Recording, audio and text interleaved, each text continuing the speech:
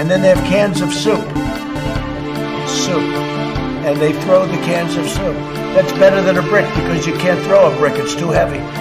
But a can of soup, you can really put some power into that, right? And then when they get caught, they say, no, this is soup from my family. They're so innocent. This is soup from my family. It's incredible. And you have people coming over with bags of soup, big bags of soup, and they lay it on the ground, and the anarchists take it and they start throwing it at our cops, at our police. And if it hits you, that's worse than a brick because it's got force. It's the perfect size. It's like made perfect. And when they get caught, they say, no, this is just soup for my family.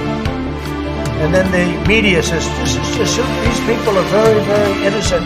They're innocent people.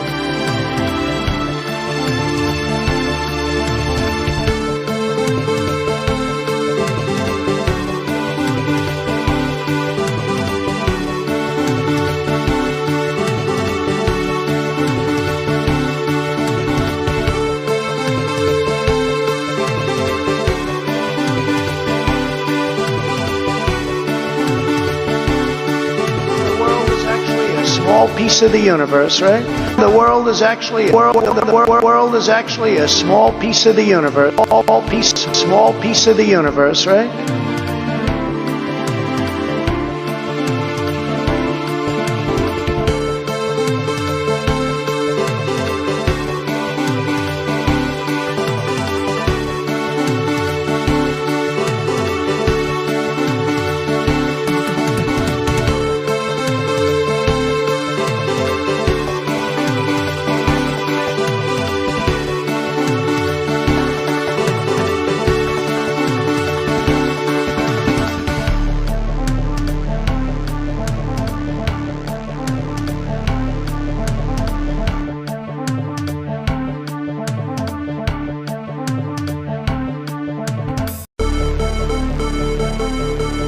Running against the worst candidate in the history of presidential politics puts pressure on me. Could you imagine if I lose my whole life? What am I going to do? I'm going to say, I lost to the worst candidate in the history of politics. I'm not going to feel so good. Maybe I'll have to leave the country. I don't know.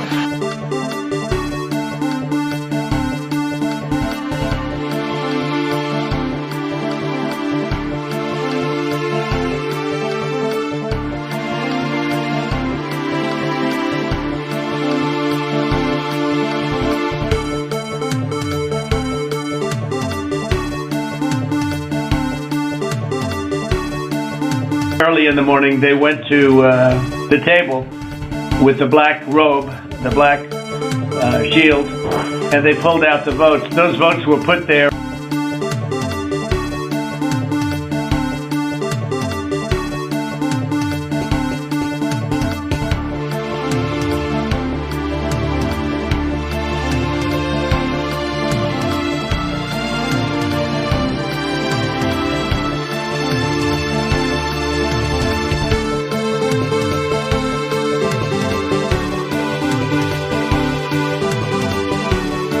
It's not that they don't want to help. They don't know quite what to do. Play the radio. Make sure the television, make sure you have the record player on at night. The phone. Make sure the kids hear words.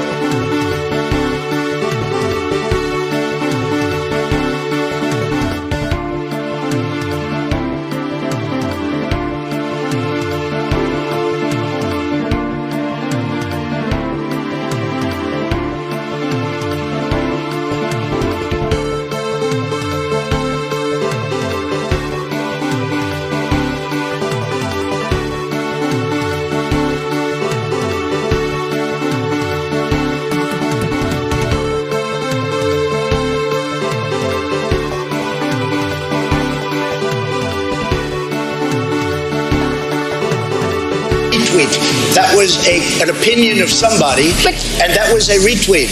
I'll put it out there. People can decide for themselves. I don't take a position.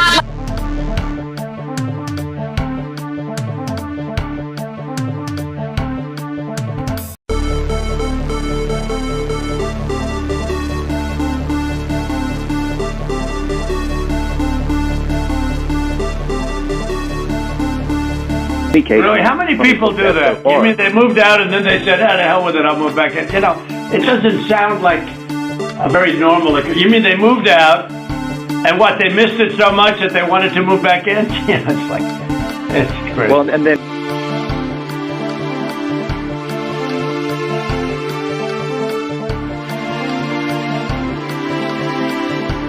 Retweet. That was an opinion of somebody, and that was a retweet. I'll put it out there. People can decide for themselves. I don't take a position.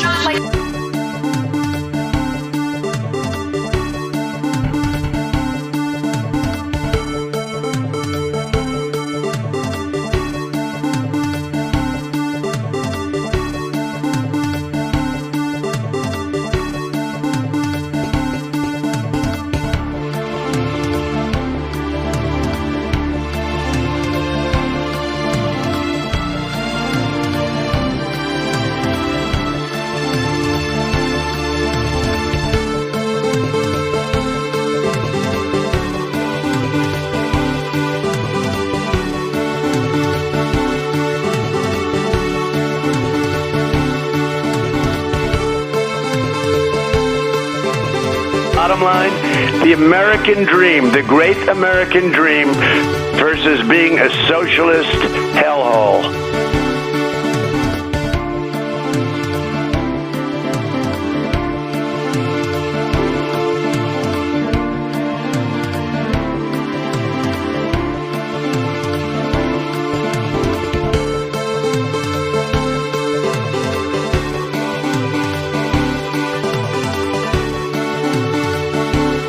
Bad deal, should have never been thought of.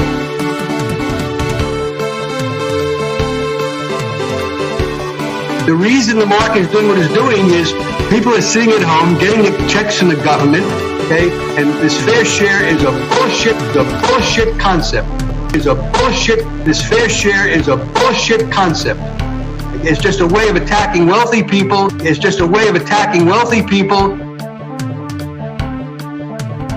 Hello, users, and welcome to another. I would go as far as to say that this is a classic.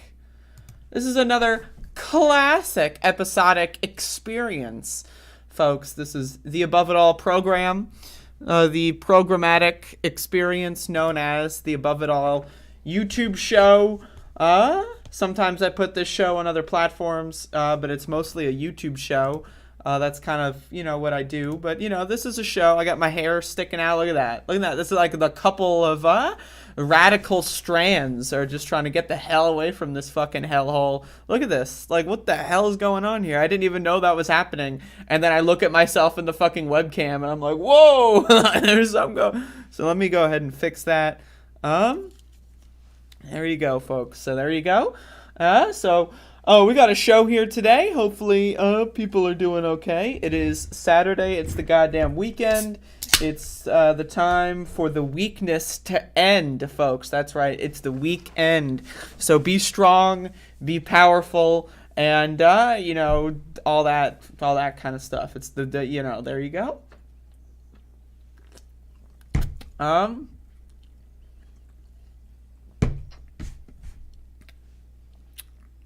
All right, so we got a show here today. I've got a show. I don't know about you. It seems to me that y'all are pretty much dead set on having nothing. So I mean, it's but as long as you're here every day, that's all that matters. So yeah, I got a show here today. Hopefully y'all have been. I've been getting some positive comments on the shows recently. Some folks have been giving me a lot of positive feedback on the goddams lately. Is it the goddams or is it the goddams? I don't know. I think it's the previous one. But anyway, so people have been saying that they're really good. There's a quotation that someone wrote to me. I really enjoy the shows lately. That's quote. I didn't say it, but many people are saying. So hopefully today is not a disappointment in that realm, in that world of where people are enjoying. Apparently, I mean, I didn't know this, but apparently, apparently people look forward to the show. I mean, it's a part of the routine. It's part of my routine. But apparently it's part of other people's routine. They sit and then, or maybe they stand. I don't know. It's possible that they stand. I presume that they sit, but I shouldn't do that.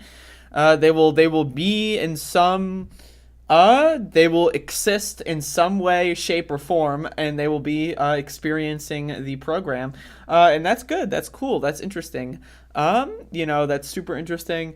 I wish I could come up with, a way to say thank you for watching. I mean, I could just say thank you. In fact, I will. Thank you. But either way, I'm just trying my best out here, doing the best I can, and I'm living, and I'm alive. And so now that I'm finished living, it's time. Well, I'm not actually finished living. I plan on living a little bit longer. I hope so. I mean, there's a little bit of there's a stain on my glasses. This is a problem. It's a stain on my otherwise perfect legacy, that I'm seeing on these glasses. Oh, now there's something. Yeah, yep, this is how it goes. I don't have a microfiber cloth on me. It's somewhere. I just don't know where it is. And so I'm using, yep, this is not working. I'm using my shirt to desmudgify my glasses, and it's just creating more problems. I see people are typing in the chat room. I want to say hello, but I cannot see the people in the chat right now because I don't have my glasses on. But once I get them back on,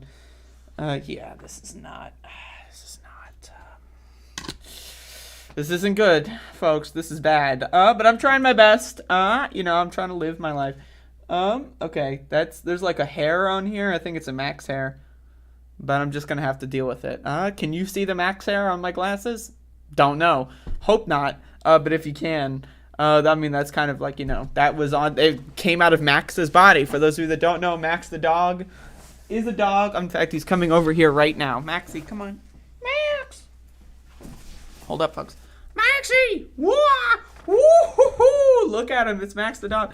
So we got a dog here. So Max has hair, and then the hair comes out of his body, and then it somehow is on my it's on my goddamn glasses now. So that's pretty crazy. It's like every single time I'm looking, there's part of my brain that's interpreting Max's hair and trying to filter it out of my vision.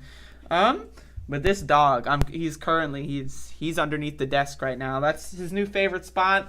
One of these days we'll get him back in the background. But his new favorite spot as of right now is under the desk. So we've got Max the dog, petting him right now. Look at the puppy. Oh, he's bending. He's moving around. Can you hear this puppy? Look at him. He's so good. But anyway, so this is a dog. This is my dog. His name is Max. We call him Max the dog. And he's a good dog. So I think you can kind of see him in the reflection of the Faraday cage. You can kind of see that dog in there. But anyway, folks, so I got a show here today. I'm going to be covering some relatively serious topics as well as some interesting topics. So we're going to go from serious to interesting to there you go. And so yeah, that does not look like a good URL, Mary Mello. That's a bad URL. But anyway, we're going to be getting onto some. There's water. Why is there water here? I don't know. But there's water on my desk, probably from the can. Yep. I don't even remember. Okay.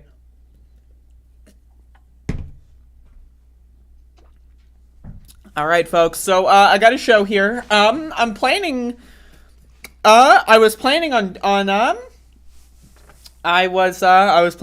doing the show. And that's why I'm going to do the show. And normally people, when they say that they were planning on doing something, that's the opening to the plans changed. But in my instance, the plans have not changed. I was planning on doing a show, and I still am. So let's get into it. So let's start off the show with something a little, I don't want to talk about, So let's start the show off with something a little interesting, a little funny. We can kind of, we can kind of maybe enjoy this in a little bit of a way. here is Michael Pence saying some interesting things about former President Orange J. Mann. Let's watch. Oh my god, yeah, this is another classic, another one of those classic videos that, like, honestly, I don't even know how it even exists, but okay. Officer of the joint session of Congress, that I possess unilateral authority to reject electoral college votes. And I heard this week that President Trump said I had the right to overturn the election. But President Trump is wrong. I had no right to overturn the election. The presidency belongs to the American people and the American people alone. And frankly, there is no idea more un-American than the notion that any one person could choose the American president. Under the Constitution, I had no right to change the outcome of our election. And Kamala Harris will be a party who believes... There you go. So, Michael Pence is, he's doubling down on this tour against Donald Trump. In my opinion, that's good. Donald Trump is so clearly unhinged. He's a crazy lunatic. And so more and more people need to stand up to him. Now, again, Michael Pence, not really too interested in the Constitution, really. I mean, again, under his administration, him and Donald Trump, they assassinated American citizens left and right with drone strikes, paramilitary police forces.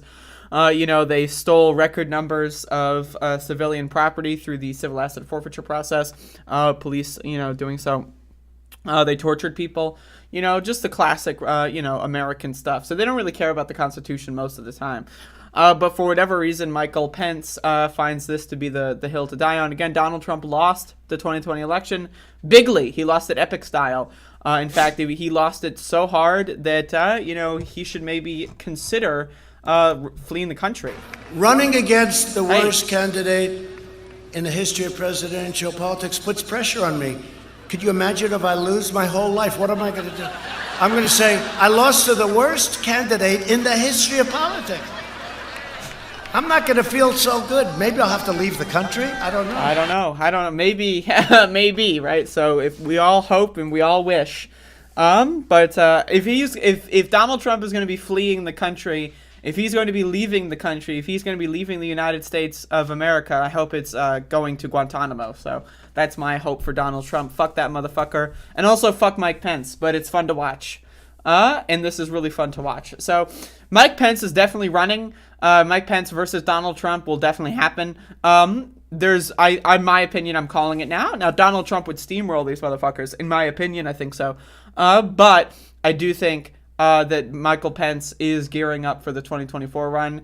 And it was basically like in his calculation, I think he has to like start attacking Trump now. And he's got a pretty good case, for the anti-Trump GOP vote, which is approximately, last time I checked, 4% of the Republican Party that are anti-Trump GOPers. So we'll see how that goes. But, there you go.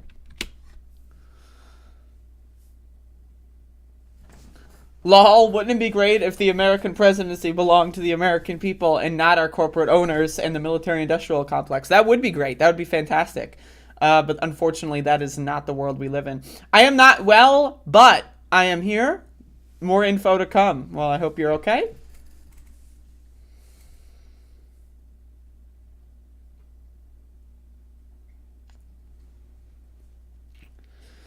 I just watched the 1942 movie Now, Voyager, with Bette Davis, and while it's largely awesome and has the message that women wearing glasses is a tragedy to be overcome, I want to get more into, like, really old movies. Like, that's kind of... I've been getting into film recently, kind of more of a, been delving in a little bit more. I want to watch a lot of, like... I want to watch older stuff.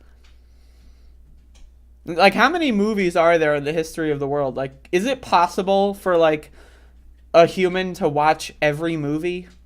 Like, is that possible? Like, starting from, like, the silent era of, like, 1910s or whatever?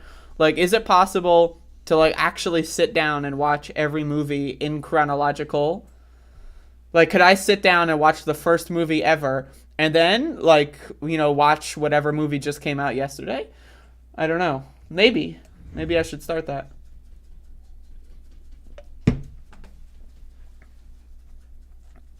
Those were some good Doom runs yesterday. Thank you.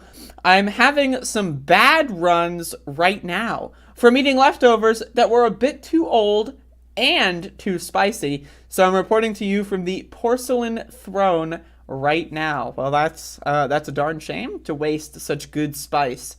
Bette Davis is the Nick Cage of her day. That's great. Hello, Bodan. Glad I made it to your show. Yeah, we're all glad to have you here. It's hard for me to watch older movies from the silent era unless it's like vintage porn. Zero, you are addicted to porn. Maybe we need to have sit down and talk. But anyway, I agreed with you previously, but I've been appreciating the art of cinema more from a different angle. I think I've just hit that point in my life. So I've been looking into watching older movies, and I'm trying to compile a list maybe. So we'll see. Don't watch every movie. Well, that's some fateful advice from Bodan. Don't watch every movie. So.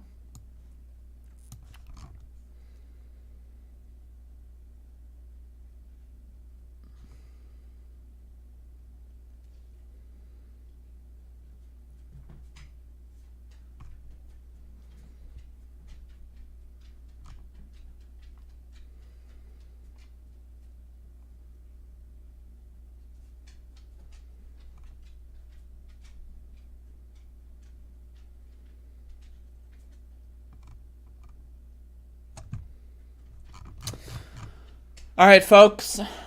No kink shaming. It's all good. I'm just teasing you. All right. So, folks, I'm going to talk about some very bad subject here. I'm going to talk about the police murder of Amir Locke that occurred in Minneapolis a couple of days ago. I've been following this since it came out. But there were body camera footage released, and so it's now also getting a little bit more national media attention. And so I want to talk about this. So if this is something that you particularly are not interested in hearing about, maybe you've already heard about it and you don't, want to go through that, feel free to just come back in 20 minutes or so. But anyway, I want to start here with a mainstream news article, and then I want to play parts of the body camera footage. But I want to start with a mainstream news article here that I find to be, it really does feel like we're going through this, every time there's, a police murder that achieves national attention, it really does have, the same, it feels like deja vu. It's the same playbook that the media will use. Now, again, of course, Amir Locke has a name. His name was not Black Man, so that's, something that we really need to also understand. But I want to read from this Reuters article here. Minneapolis mayor suspends no-knock warrants after police killing of Black Man. Now, again, this is another thing that's very interesting. To my understanding, no-knock warrants should have already been banned in Minneapolis. I believe that was on, a list of reforms that ever since George Floyd was murdered by police, there was, this big reform movement in Minneapolis. That were no, we don't need to abolish the cops. We don't need to abolish police. No, we're going to reform them.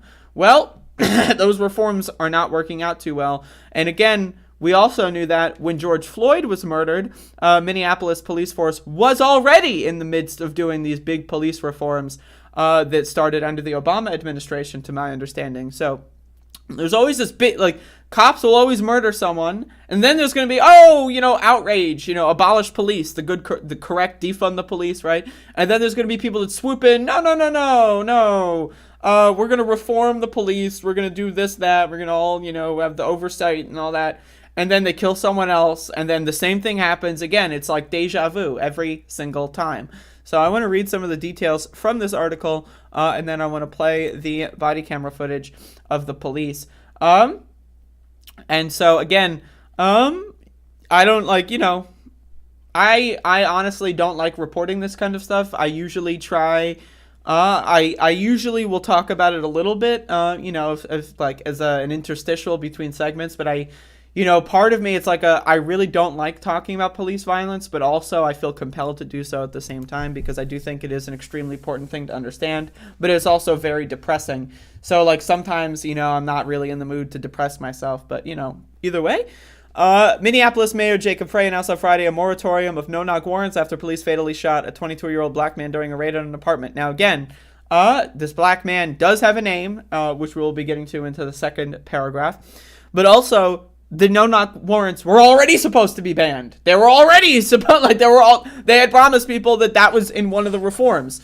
So now again, this is what the problem with law enforcement reform is. This is the same thing with like the banning of chokeholds. Chokeholds, they're banned, and then cops do them anyway. So that's a huge problem. Is that the law does not apply to law enforcement. That's the problem. That's the big issue here, right? That's why, cops will do whatever they want. Really, enforcement is where the law comes in. Like, you can have, 16 trillion tons of crack cocaine in your basement, and you can be living life normally, right? Because the law says that that's illegal, but really, the only part of that matters is the enforcement, right? So you can live your life, you can probably live 80 years, not, having the crack cocaine in your basement, 7 trillion tons, and it doesn't matter until the cops realize that and they enforce that law. So by that same principle, the idea that the no-knock warrants are banned, or the chokeholds are banned, or that certain police activities or actions are banned, that doesn't matter unless it's enforced, right? And that's the problem here, is that law enforcement is above the law. So something can be reformed and make something illegal, but it's law enforcement, so they're above the law, so they can just do that. Who's going to enforce the law on law enforcement, right? That's the big problem. So again, all of these reforms don't matter unless, maybe if you want to, rework the FBI and have, the FBI, patrol the neighborhoods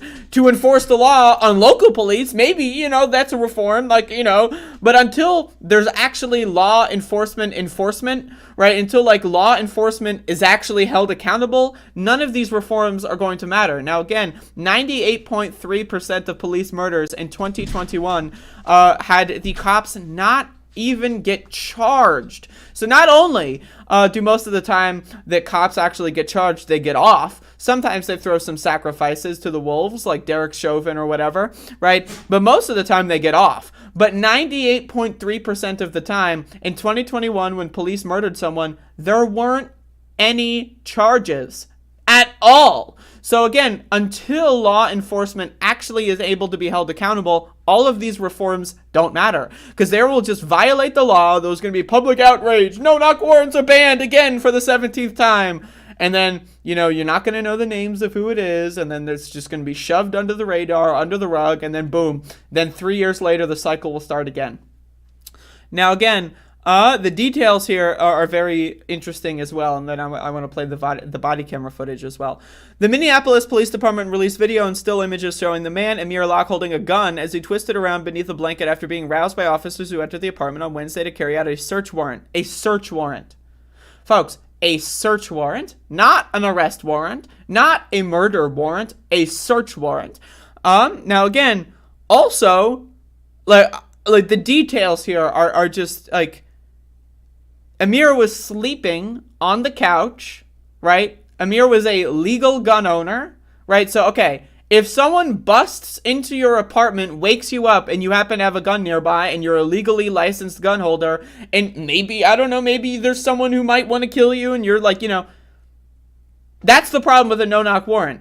Also, this is just giving carte blanche. If you want to break into someone's house and then scream, police, police, search warrant, that's apparently, and someone has a gun, right? And they would normally want to defend their home, right? Oh, you could just say police search warrant. You don't have to show the search warrant. You don't have to do anything. That's one of the things with no-knock warrants that really is fucking, it's criminal in a lot of ways, is because how do you even know that the search warrant is legal? How do you know it was signed by a judge? We see a lot of these instances of police killings where the warrants aren't even signed by judges, and it's just, they kind of call your bluff, right? They'll get the signature for the warrant maybe after the warrant was already executed, and they're banking on the fact that you're not going to ask to see the warrant, right? So there's so much that's just flat out unconstitutional about no-knock warrants. And again, so they're going to try to paint Amir Locke as if, oh, he's a gangster thug with a gun. A gun that he legally owned. He was not even on the search warrant. He was not even listed anywhere. He was sleeping on the couch, right? Like, again, if someone breaks into your, like the right wing, if someone broke into your house and you had a gun and you shot them, you'd be a hero on the right wing. I mean, look at Kyle Rittenhouse, right? Kyle Rittenhouse put himself in that position and he's still a hero on the right wing. So if you're sleeping, right, if you're having some dreams and someone breaks into your home and you kill them, the right wing should love you. Unless it's cops, then that makes you a gangster thug. Like, again, again, there's so much wrong here. A no-knock warrant authorizes police to enter the property without first knocking and announcing their presence. Again, it's unconstitutional. To ensure safety of both the public and officers until a new policy is crafted, I'm issuing a moratorium. Again, he already, that was already a thing that was in place. The incident is the latest to put Minneapolis Police Department under scrutiny. The video of Locke's arrest, which was released on Thursday, shows police unlocking his apartment with a key and officers shouting police search warrant, get on the ground. Now, again, one of the things that really is important to understand if you've ever been in a situation with police as well, is that police will often say things for themselves or to cover themselves for later. When police are giving actions, they are not intended for you to listen to those words and then interpret what they mean and then act accordingly.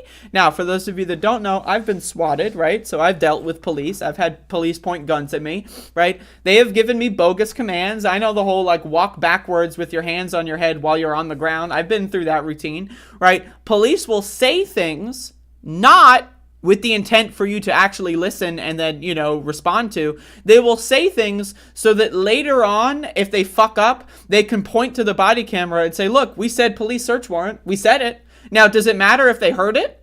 Does it matter if they could interpret that? Does it matter if they were asleep and they just heard a loud noise? Does it matter that you screamed it in a way that was, not audible or it was just muffled or whatever? No. The only thing that matters is that you said the words and then boom, you're cleared for when there's an internal investigation. So again, they don't ever say these things in a way for actually information to be transmitted to the people that are in danger. They say these things to cover themselves in later investigations. So it's all self-preservation. An officer then kicks at the couch where Locke was lying, and Locke turns. An arm comes out from beneath the blanket, showing a gun held in his hand. Almost immediately, police fired at least 3 shots. Locke was not named in the search warrant, which was issued in relation to a homicide investigation that is being run by the neighboring St. Paul Police Department. Minneapolis Police Department Interim Chief Amelia Huffman said Locke's parents described their son as a talented musician, beloved member of his community, and a law-abiding citizen at a news conference on Friday. Another thing that's interesting here, to my understanding of the details, is that the Minneapolis police specifically pressed for the no-knock warrant on top of the St. Paul police. I'm going to fight every day throughout the day, 365 days, to make sure that Amir Rakher Locke gets justice for being executed by the Minneapolis Police Department, said Locke's mother, Karen Locke. We're going to make sure that we speak loudly for Amir. In the statement released on Wednesday, the Minneapolis Police Department said that the man had a handgun pointed in the direction of the officers. Again, George Floyd was a random black man that had a medical incident. That was the original report.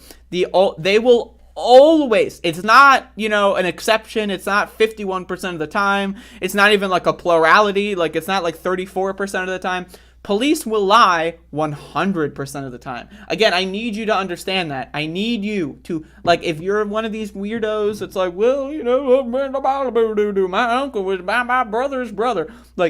I need you to understand, it is not, they will usually lie. They will sometimes lie. If it's convenient for them, they will lie. They will always lie. It is 100 times out of 100 that they will lie, right? Every single time. There is no exception to this rule. They will always lie. There have been zero recorded cases in the entire history of this country where cops have told the 100% unvarnished truth, okay? They will always use synonyms that are more favorable to them. They'll always speak in I was fearing for my life. They will always put spins on things. It is 100% of the time. Okay, I need you to understand that. During a news conference on Thursday, Huffman said the county's attorney will review the facts. That's another vague buzzword. The facts! Well, what are the facts? There's a gun. Boom. Case closed. Amir was a gangster thug who deserved to die. He had a gun. He legally had that gun, right? And he was, acting in home defense. But, he's black, so he's a gangster. And he's a thug. Again, those are the facts. As the police try to spin the narrative, and they love using terms like, the facts! He was black and had a gun. The facts! Those are the facts! And then, the racist fucking American populace will go, oh, well, he was black and he was black and had a gun, so case closed. I mean, let's be honest, he deserved it. Right? That's what when they say the facts, what that means is they're purposefully omitting information and only having certain information in their press conferences to manipulate American racists in order to make them think that it was a deserved killing. It is never a deserved killing. The facts, there's always things omitted. They always lie by omission. That is another key thing the police do. They will always just leave out convenient bits of detail and information that would maybe even possibly cast any doubt on them. And then they'll say, well, it's just the facts. It's just the facts, bro. It's just the fucking facts, man. As there's a gun emerging in your direction, you are forced to make a split-second decision when it's a threat. Okay, but what about Amir Locke, who is forced to make a split-second decision? To Amir Locke's understanding, someone was breaking into the house that they were sleeping in, right? Maybe there was someone, that didn't like them, and they thought, well, how come Amir Locke is not allowed to make a split-second decision? Amir Locke has to follow all the rules, and then extra rules, and then follow made-up rules, and then follow rules that weren't even showed to him. He's not allowed to have a split-second decision, right? Cops, though, yeah, we all make mistakes.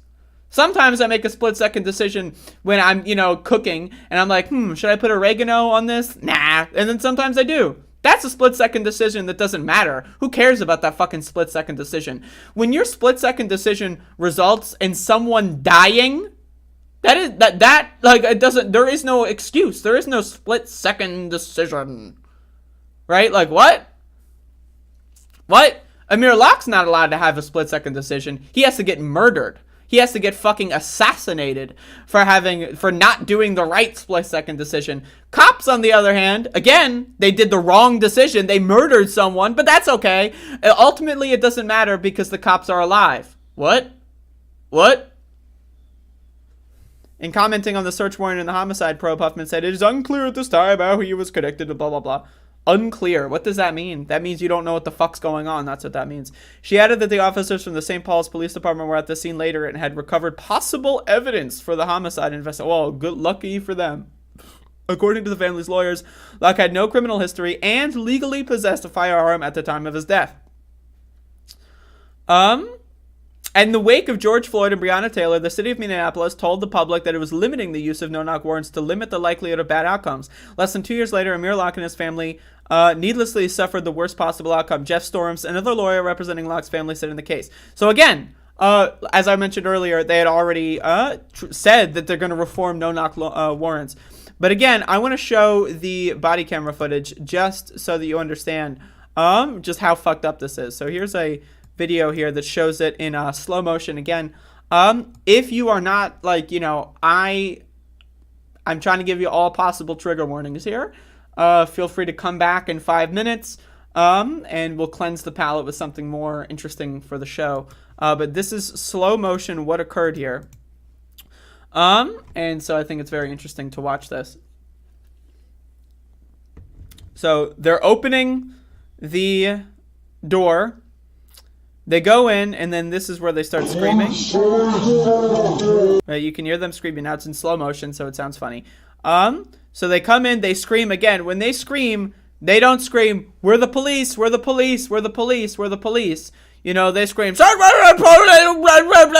they only scream things so that they can say, well, I said it in the investigation later. That's the only reason why they would ever say anything at all. So again, look at the time in between Amir Locke waking up. Now he's awake. He's awake right now. He is startled awake at this moment after the police already scream incomprehensible garbage at them. Now again, how do you know it's police? You are in the middle of dreamland, right? Gets up immediately and is murdered. Like, again, they're not even out of the blanket. Their arms are still in the blanket. So, okay, they have a gun. How are they going to use that gun? They're inside a fucking blanket, bro. Like again, it's ridiculous. They shot and killed him literally within 2 seconds of this person waking up. So, like, there is no defense. These officers need to go to prison for the rest of their lives.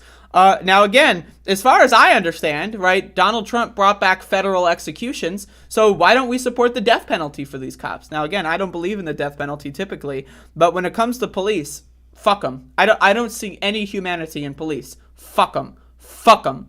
If you can go around and murder people and potentially get away with it 98.3% of the time, there is no, I don't care, I don't give a fuck. You know, I want to use every possible tool in the book against police. Fuck them. They murdered somebody, and I guarantee you these motherfuckers are going to get away with it, right? I guarantee you. Because of the fact that Amir Locke had a gun, I guarantee you that they're going to get away with it. It doesn't matter if he legally had the gun. It doesn't matter if they fucking violated policy. It doesn't matter. I guarantee you that these cops are going to get away with it. I'll be surprised if they don't. I'd be very surprised. But again, these motherfuckers can do whatever they want. The police in this country can do whatever the fuck they want, and it doesn't fucking matter. It doesn't matter. Because the only way that it could possibly matter is if the law is enforced on law enforcement. And that happens, again, less than 1.7% of the time. And a smaller fraction of that 1.7%, police actually get convicted. Derek Chauvin, right, is one example. That's why they sacrificed him, because he was a high-profile police murderer. They sacrificed him to pacify the American population so the cops could go on and kill 1,000 more innocent people and then get away with it, right? Well, Derek Chauvin was held accountable, right? And again, I really need you to understand, I was participating in protests last year over the police murder of Andrew Brown Jr. in Elizabeth City, North Carolina, right? Andrew Brown Jr. was murdered by the police, gunned down the day after Derek Chauvin was convicted.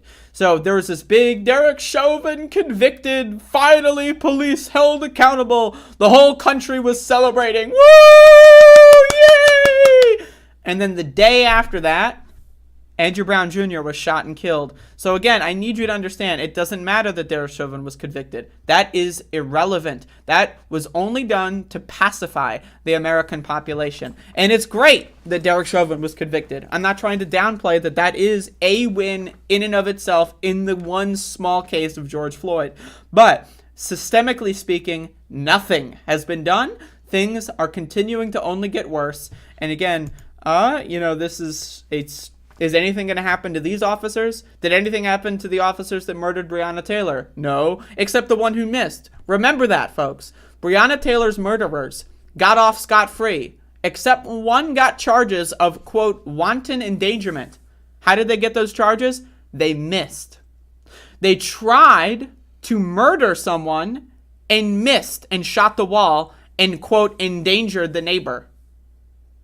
Then they got charged. The officers that didn't miss, the ones that successfully shot and killed Breonna Taylor, they're off scot-free.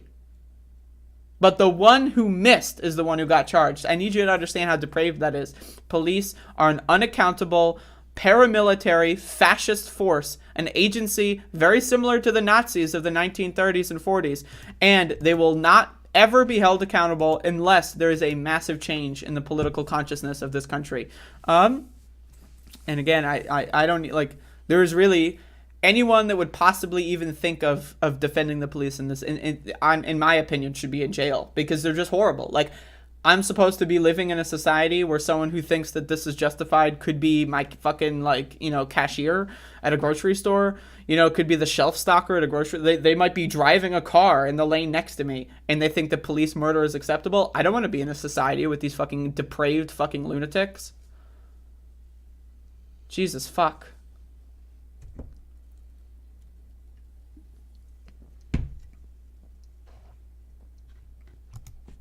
I don't even know what to say, but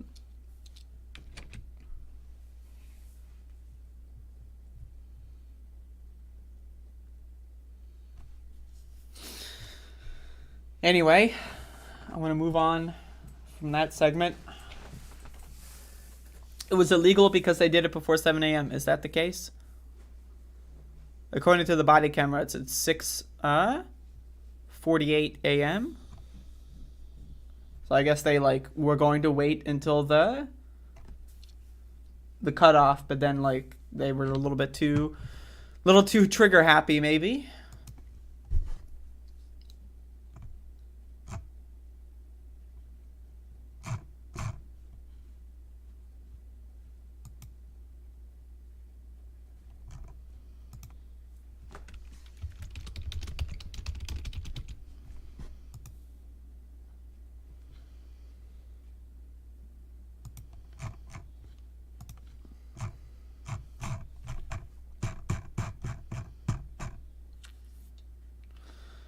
I wouldn't use a law to argue the situation. I think using law to make points is valuable, but ultimately, I don't think that that's going to win anything. You know.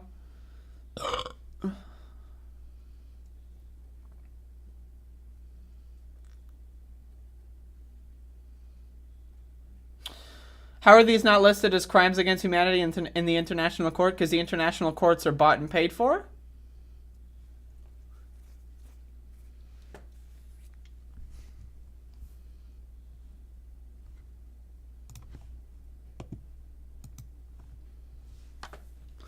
All right, folks. I want to talk about a couple. Actually, this might be a little bit of a long show. So buckle up, folks, because I do have quite a bit more that I want to get into today that I think will be interesting.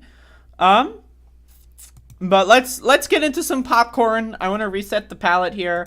I really, really don't like to dwell on negative stories, but also I really think it's important to be aware of these things, but also I don't want to spend the rest of the show being depressed. So let's talk about some funny stupid shit here that I've got. Here's a New York Post article. The censoring of Joe Rogan is a tactic right out of the old Soviet Union. So again, let's talk about some stupid shit, right? Let's cleanse the palate. So now, again, the censoring of Joe Rogan. So we're in the headline here, the title, and the premise already in fantasy. There is no censoring of Joe Rogan. Joe Rogan has not been censored in any capacity, way, shape, or form, right? If anything, Neil Young has been censored. But anyway, so there has been no censoring of Joe Rogan. So now, again, something that did not happen is a tactic right out of the old Soviet Union. A country that no longer exists. So something that didn't happen is something that a country that doesn't exist would do. All right, let's go with that premise. So now this is by Rebecca Koffler, whom I'm not familiar with, but is probably a goddamn moron. Make no mistake, the recent Joe Rogan versus Spotify scandal, Joe Rogan versus Spotify, now again, this person is so clueless as to this whole situation that they wrote it as Joe Rogan versus Spotify. Yo, Joe Rogan and Spotify are on the same team here. Spotify removed Neil Young's music, and, has been defending Joe Rogan, and the CEO has been releasing statements, and Joe Rogan they are on the same team. It is not Joe Rogan versus Spotify, okay? It's Joe Rogan and Spotify versus common sense. That's what this Spotify, so, again, not only is the headline completely dumb, but the first sentence, right, reminds you of something that a 2-year-old might write. It's not about COVID and what constitutes proper medical protocols to fight against it. It's about the future of free speech in America. Again, folks, there is no free speech in this country. There is no free speech in this country. Let's just look at the actual government. Let's look at now again, private corporations engaging in things, that's a whole different story. People boycotting, that's not against free speech. But let's actually look at free speech, the First Amendment to the United States Constitution, right? That allows, free speech. So there is a law in several states in the United States, including Texas and Florida, that say that if you do not unequivocally support Israel, You have to literally sign a pledge of loyalty to the country of Israel in order to work in the government, and that includes public school teaching. Every single time, right? Anyone becomes a teacher in any of these states, you have to literally sign a pledge of loyalty, and if you don't, you will be fired. So not only, right, is the whole First Amendment thing just ridiculous and it does not exist in this country, right? But so I just wanted to use that in the actual case of the government itself censoring people in this country. So I just wanted to start with the government itself, okay? Now again, this is not a free speech issue. Joe Rogan has not been censored, okay? So the future of free speech in this country, I am a left-wing anarchist, okay? That is to say, I am an anarchist because those things are synonymous. Now again, am I going on, do I have a $100 million deal from Spotify? No. Am I going on TV? No. Are people boosting my stuff in the mainstream media? No. Therefore, my speech is being suppressed. I do not have the same level of free speech as this dumb fuck motherfucker who's able to write in a goddamn New York Post article. Just by the sheer nature that I don't have a column in the New York Post, I am being censored by the New York Post. The New York Post not letting me write whatever I want on their magazine means I am being effectively canceled and censored by this institution. Going by this own logic here. White House Press Secretary Jen Psaki's statement on Tuesday directing Big Tech and Spotify to do more to eradicate alleged COVID misinformation on the Joe Rogan Experience podcast suggests that the future of the First Amendment is bleak. Now again, during the Donald Trump administration, right, Donald Trump, right, oversaw the attacks on journalists throughout the 2020 uprising. Like, journalists were blinded. Police were shooting the eyes out of journalists. Police were brutally arresting journalists, breaking their bones. Police were gassing journalists, arresting journalists throughout the year of 2020. Okay? Now, again, that also happened in 2021. But again, I just want to be very clear here. The First Amendment has been under attack forever. There is no First Amendment in this country, okay? It is a suggestion. And if you actually want to be if you actually want to engage in freedom of the press, you might die. There are journalists that died throughout the 2020 uprising. They were literally murdered by the government, right?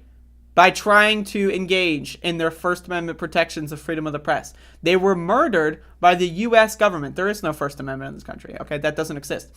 A representative of the ruling party dictating to a private company which content is accurate. That's not happening.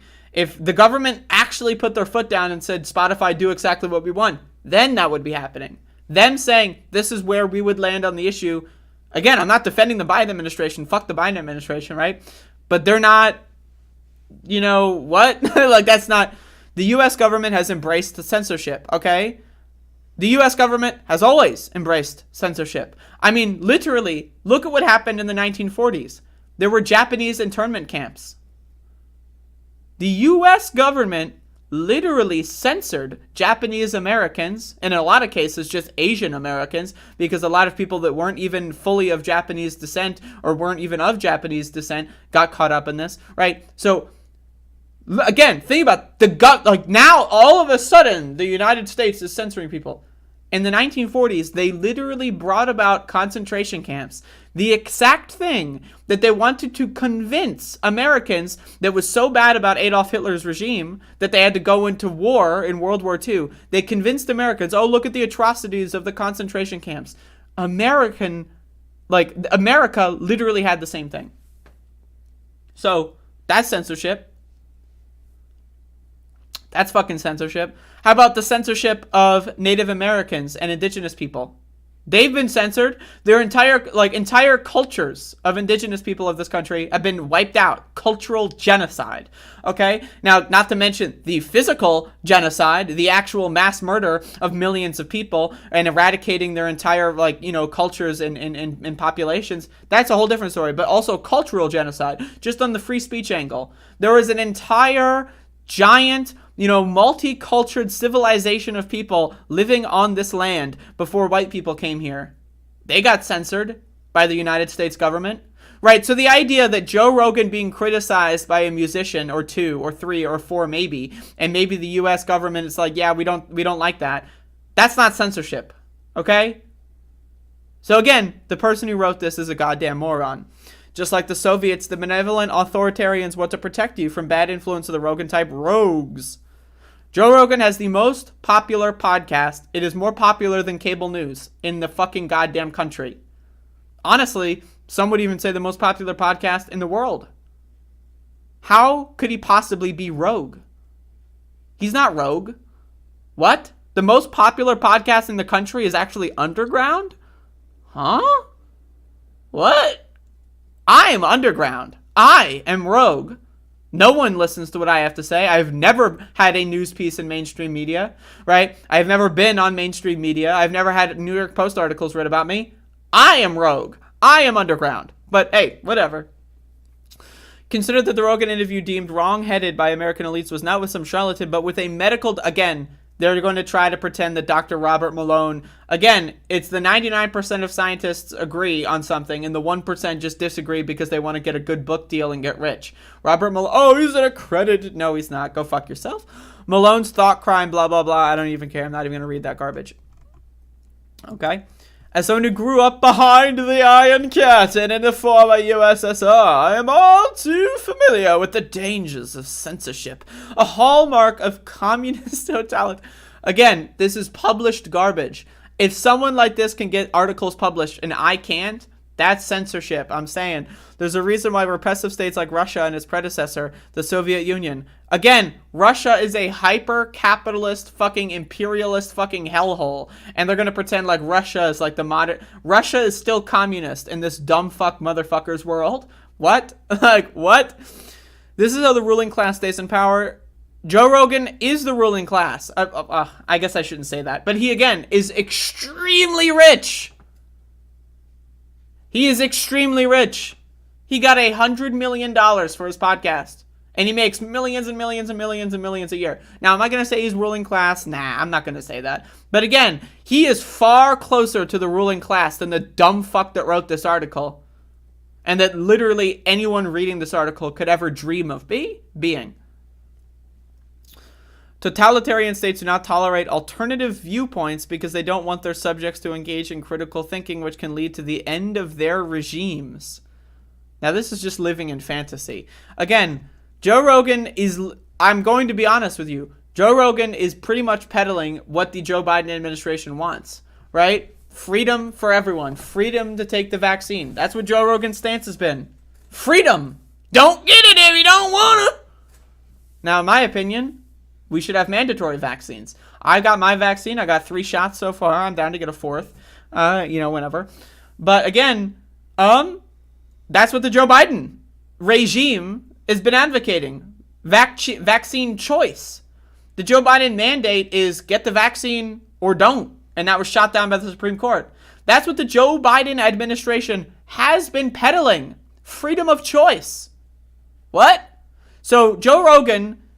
and Joe Biden have very similar COVID policy. Let's be honest here, right? These people are really, they are just serving capital. This Rebecca dumb fuck, shit for brains, shit on my shoes, the dumbest motherfucker in the history of the world probably, is literally peddling what the Joe Biden administration wants. Freedom of choice. Now again, disinformation is horrible. That's why I criticize the Joe Biden administration. That's why I criticize Joe Rogan. And that's why I criticize people like this. Because disinformation is horrible. Now again, I'm not going to read the rest of this because it's just like, I don't even this is... Rebecca Koffler is a Russian-born former U.S. intelligence officer. Oh my God. Okay. Rebecca Koffler, not only Russian-born, but literally CIA! I'm sorry. Literally the CIA. This is a literal CIA article, folks. The CIA is defending Joe Rogan? That should tell you something. The fucking CIA is on the side of Joe Rogan. Folks, I need you to understand. These motherfuckers, not only are they some of the dumbest motherfuckers in the history of the world, but they are not being censored. The fact that I am not being published in the New York Post, that is censorship. The fact that I still don't have a feature-length film time slot in the Majority Report, that is censorship. The fact that Tucker Carlson hasn't invited me on his show, that is censorship. Joe Rogan getting $100 million more than like probably half of this country would ever hope to achieve ever in their collective lifetimes, right? Just for having a shitty podcast. He could not possibly be censored. He is immune to censorship. The only way for Joe Rogan to be censored is if he would literally go to prison, and that's not happening. So he is not going to be censored. He is not possibly going to be censored. Joe Rogan is not going against Spotify. Spotify is on the same team as him. The person who wrote this article, again, is being paid and has been bred to be a dumb fuck, shit for brains, cocksucker, bitch motherfucker. And again, dumber than dumb, more useless than the most useless fucking like inanimate object you could, like this goddamn like fucking like USB cable has more use to society than Rebecca fucking Koffler, right? Now, and I've never used it, so but I could theoretically use this. Like this is like I've never used it, but I could theoretically use this USB adapter, right? Rebecca Koffler has no theoretical use. She's just all about fucking. She's just useless. She's a useless fucking stupid bitch. So, there you go.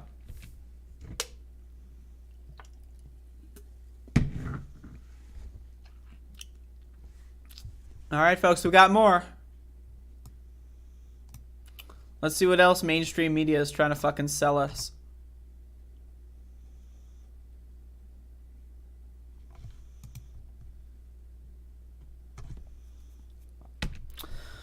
So you know what I love? I love reading news articles, quote unquote, that are literally just paid advertisements. So let's read. Amazon Prime price increase. Here's why it's still worth it. Okay, so folks, Amazon Prime apparently is getting a price increase. Jeff Bezos, the richest person in the history of the world. Amazon, the most successful quote-unquote company in the history of the world, right? They've got complete control over like significant parts of our supply chain in this country, right? They are making record profits. Now they are begging for even more money. Could they just cut Jeff Bezos's pay like 0.0001%? And then put that back into the company, and that would cover this price increase? Yeah. But they want more fucking money. And now this is in the Wall Street Journal. This is a paid advertisement by Dalvin Brown, a paid shill piece of garbage scumbag. I know nothing about them other than this article. And this article is enough to make me know that this guy's a scumbag.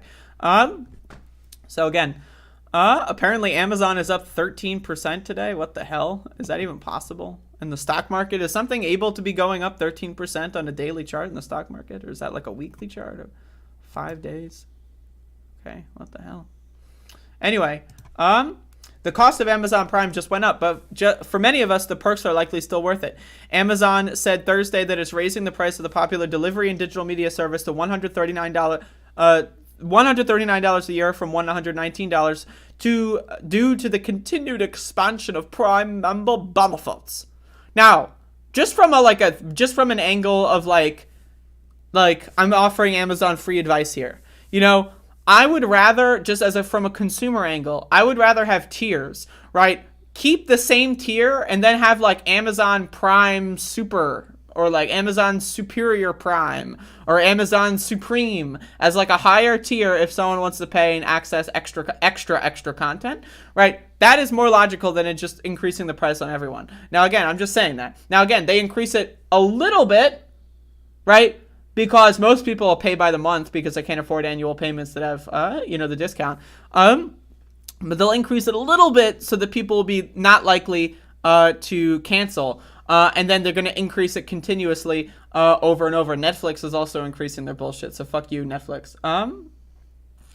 But anyway, customers paying monthly will now pay $2 more at $14.99 a month. The increase might frustrate some, especially while inflation is making many things more expensive. This is the third time Amazon has upped the cost of Prime subscriptions, most recently in 2018, when the e-commerce giant raised it from $99. Now again, the e-commerce giant!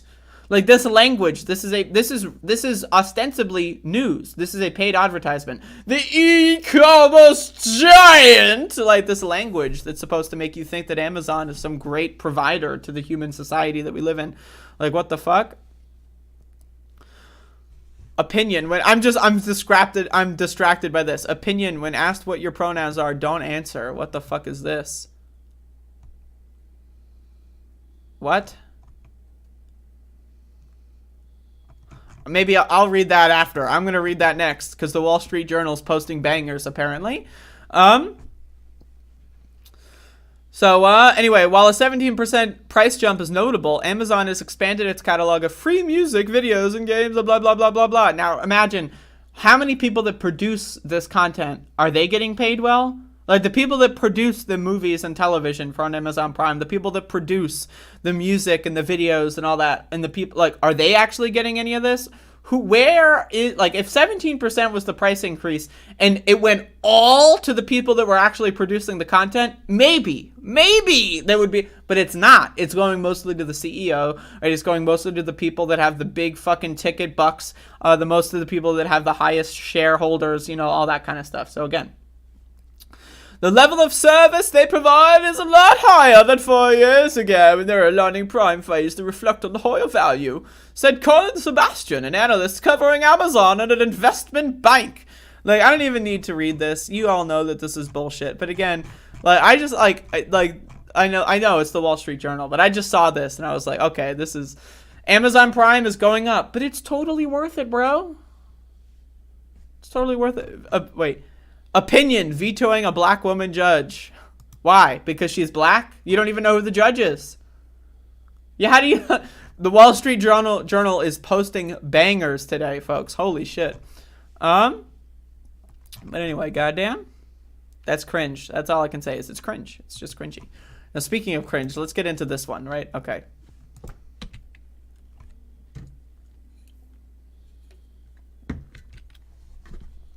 This one is going to be good. I can already tell that this is going to be a great article. This is going to be a fucking banger. Let's read. Okay.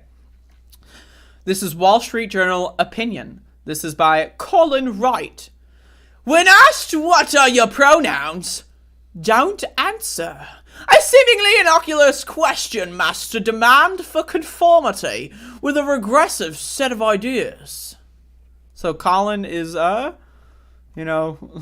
see what Colin has to say, folks.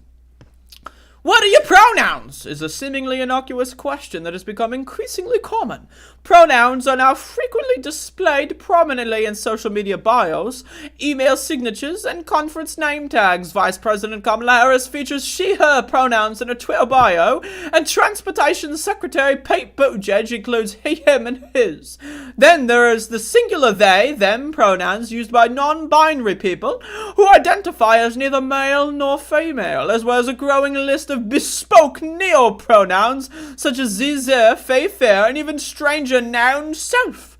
Neo-pronouns like bun self, which, according to the New York Times, are identities that encompass animals and fantasy characters. A recent survey of 1,000 lesbian, gay, bisexual, and transgender, queer, and questioning LGBTQ in the US found that a full 25% use pronouns other than she, her, and he, him exclusively. The Human Rights Campaign, which claims to be the nation's largest LGBTQ+ civil rights organization, recently tweeted, "We should all begin conversations with hi. My pronouns are _ What are yours?" We are told that asking for, sharing, and respecting pronouns is inclusive to trans and non-binary people, and that failing to do so may even constitute violence and oppression. If this all sounds confusing and makes you uncomfortable for reasons you find difficult to articulate, you're not alone. I love this. I love this. This basically is asking, are you a reactionary goofball? Can you possibly explain your opinion in any way other than, I don't like it? Well, if so, I've got an article for you. Continue reading. While being subjected to constant rituals of pronoun exchange may seem silly or annoying at best and exhausting at worst, in reality, participating in this ostensibly benign practice helps to normalize a regressive ideology that is inflicting enormous harm. So enormous fucking harm. Holy shit, folks. Holy shit, there's enormous harm in this society. Like mandating that people go to work in the middle of a deadly pandemic, is that enormous harm? I don't know. I wonder what Colin would have to say about that. But really, there's a giant, like we're talking cataclysmic level, serious, enormous, like the society as we know it might collapse, folks, because people want to use pronouns. Like, okay? To understand why, you'll need to familiarize yourself with its core tenets. All right, folks, let's get in. Proponents of gender ideology have completely decoupled the terms man, woman, boy, girl from biological sex. Okay? Gender ideology teaches the terms man, boy, and woman, girl, and their corresponding he, his, and she, her pronouns refer to a person's gender identity, while male and female refer to biological sex. I don't think that gender ideology teaches that. I think that, like, male and female being like a biological term, that is not, no one thinks that other than the people that would read this article and go like, Like, male and female are just other words to describe, like, you know, men and women. It's just like, now you can use them in a biological sense, okay? But again, also, we really need to talk about there is no such thing as biological sex, right? Again, biological sex exists, but it's not binary, right? There are plenty, millions of people, in fact. In fact, there are more intersex people than there are trans people in this country, right? Biological sex is not a 0 or a 1, right? There are literally hundreds of different permutations of biological sex. And also, not only that, but if someone is on hormones, that does, in fact, change their biological sex, right? If someone who was, let's say, born a man and starts taking estrogen, guess what? That will change their body.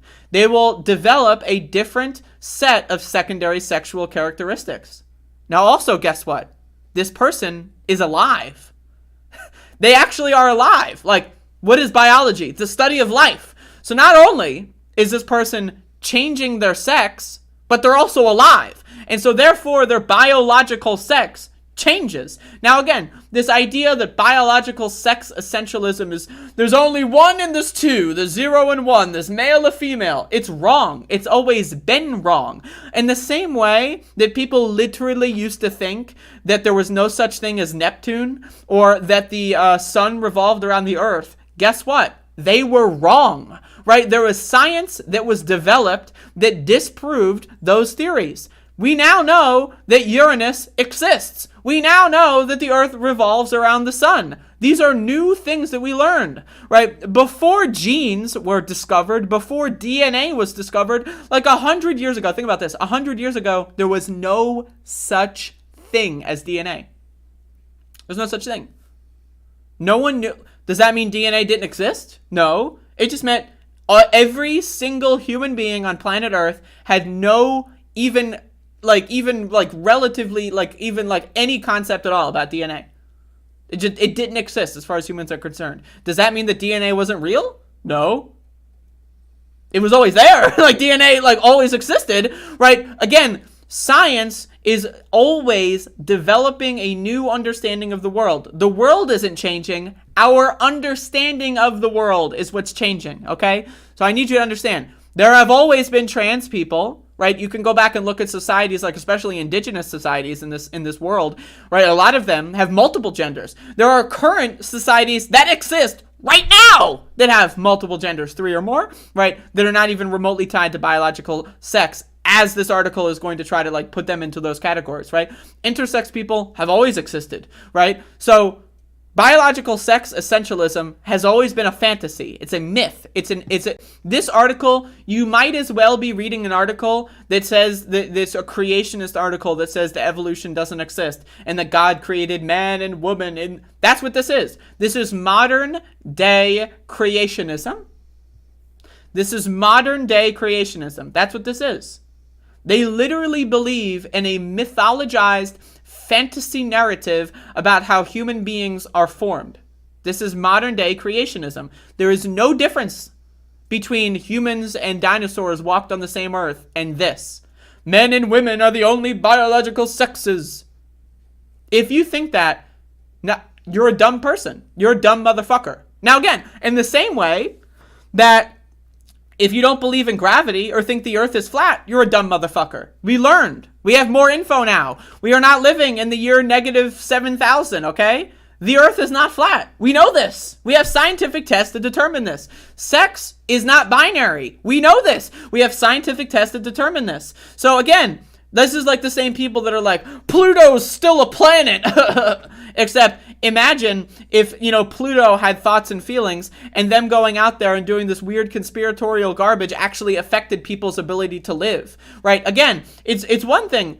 Flat Earth, right? Believing that Pluto's still a planet or whatever other kind of conspiracy theory, right, that you want to believe in, believing that the sun revolves around the earth, those are conspiracy theories in the same way that biological sex essentialism are, except they don't actually harm people. When's the last time a flat earther has, actually made someone commit suicide because of their irrational hatred of them? It's not happened. Well, maybe it has. I don't know. It's possible, right? But these people take their conspiracy theories to such a degree that they're willing to try to ostracize millions of people and depress and oppress millions of people with their scientific conspiracy garbage. Right? So again, flat Earth, it's just kind of a harmless, yeah, that guy's kind of weird kind of conspiracy theory. This is the same level of conspiratorial thinking as flat Earth, except it actually has real-world implications on millions of people. I don't think I need to read the rest of this. This is all just a bunch of fucking tripe. But anyway, I got what I needed to say about that out there. There is no such thing as biological sex essentialism. Sex is not binary. If you think it is, you are wrong. You're wrong. It's okay to be wrong. Science progresses, right? You're just wrong. I don't know what to tell you. If you still think that the earth is flat, you're wrong. If you think that the sun revolves around the earth, you are wrong. If you believe in creationism and that evolutionism is just a theory, you're wrong. It's okay to be wrong. We develop our understanding of the world as we live our lives. We learn new info as we live our lives, right? Some people, right, they will eat food without hot sauce on it. They're wrong. Once they start eating food with hot sauce on it, they are then correct. They're evolving. Does that mean that they were a bad person? Not necessarily. But once you have new information, right, that hot sauce on food is objectively better, and if you disagree, you're dumb, then, again, you can attach that new information to the way that you operate in the universe, and your life will be better, and the lives of everyone around you will be better. Now, again, you thinking that sex is binary is wrong. It is objectively, by every metric, every standard of scientific understanding, it is wrong. So, okay, once you learn that information, if you go oh, okay, I'm trans, right? You might not, whoa, big shocker, right? So I'm the fucking freak in my family, right? Y'all, everyone's family's got a fucking freak weirdo tranny in it. That's me. I'm the fucking freak in my family, right? So everyone in my family had no idea about what transing is. I have to be that kind of person that awkwardly is and explain basic science to people. That's my position. It's the hurdle that I have to go through just being alive, right? So sometimes people are like, well, I don't goddamn, you're a fucking tranny freak to me. And it's all right, I don't need to talk to you again for the rest of your life. Emphasizing the rest of your life because I will live longer than you stupid motherfucker. But sometimes people go oh, I never knew that. Or, thank you for explaining it to me, now I understand. You want to know, does that mean that they were evil because they didn't understand before? No, it's just that they didn't understand. Now I taught them, now they know more info, and they've updated their model of the universe. So, that's fine. Learning new info, being wrong, and then being corrected is a good thing, and we need to emphasize this. And also, I think handshakes have done more damage to society than asking someone what their pronouns are. Let's just be honest. As far as rituals are concerned, imagine the amount of time that's been wasted with fucking handshakes or fucking pleasantries or manners or talking about the goddamn weather. Goddamn motherfuck. But anyway, there you go. Basic science lesson. Boom.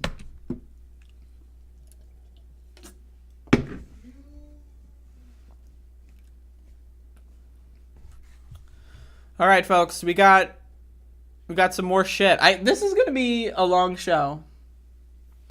You clearly know more than Richard Dawkins. That's true. On this specific subject, I am more intelligent. That's factual.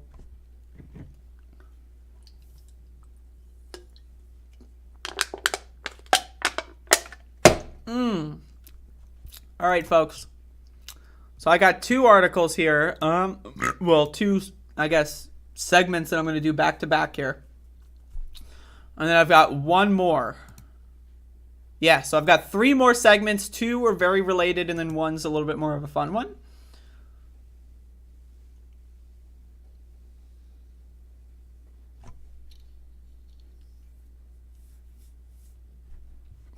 Hopefully y'all have been enjoying the program today. Folks, that's right. It's happening. I need to up my fucking numbers. I need to get my fucking numbers up, folks. Let's make February the most profitable month in the history of Above It All. And you can help do that by subscribing to the Patreon, sending me money on PayPal, or sending me money on Cash App. Now, if I were to tell you, or giving me super chats, if I'm going to be honest, with y'all.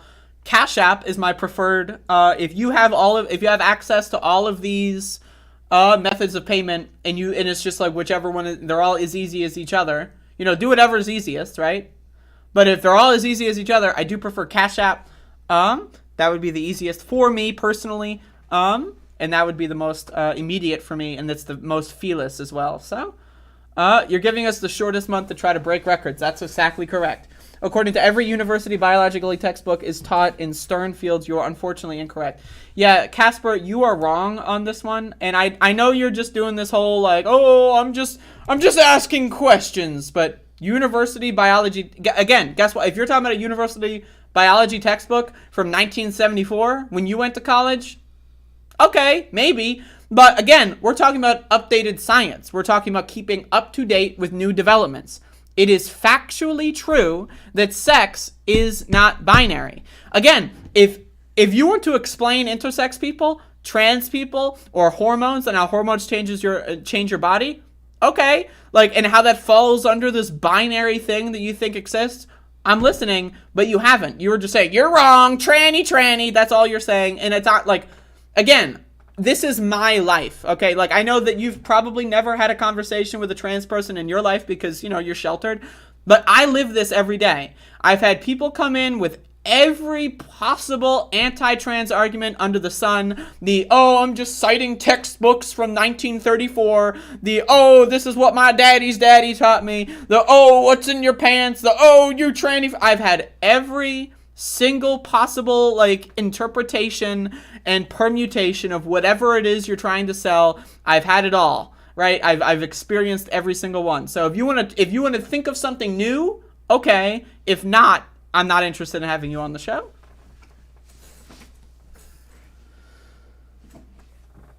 Like, again, it's like you on your commute to work or whatever. It's like if someone tries to offer you tips on how to drive to work. I do it every day, motherfucker. I know what I'm doing, okay? Like, you're not offering any new information.